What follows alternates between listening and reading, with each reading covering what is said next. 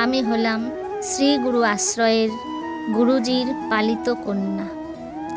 আজকে আমি আপনাদের শোনাতে চলেছি পরবর্তী ঘটনা। তারপর 1978 সালে আশ্রয়টি প্রতিষ্ঠা হলো।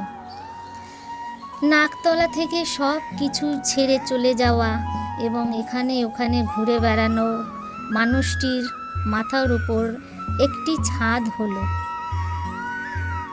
ভগবান গুরুদেব ঘটকদার মাধ্যমে এই কাজটি করালেন।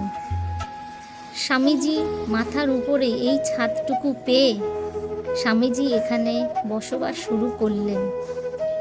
কিন্তু আহারের জোগাড় তখনও হয়নি।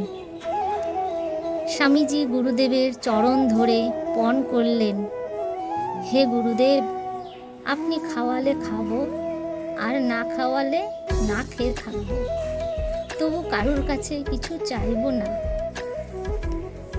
কতদিন গেছে ওনার না খেয়ে, প্রায় 100 গ্রাম মুড়ি কিনে 3 বার খেয়ে কাটিয়েছেন।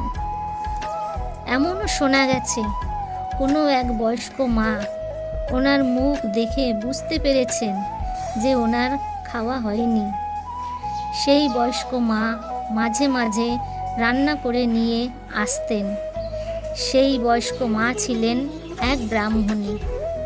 তারপর এই ছোট্ট সুন্দর মা যখন এখানে এসেছেন, তারপর থেকে একটু একটু করে উন্নতি হতে থাকে। এরপর আপনাদের সঙ্গে শেয়ার করব এই ছোট্ট সুন্দর মা এখানে কিভাবে এলেন।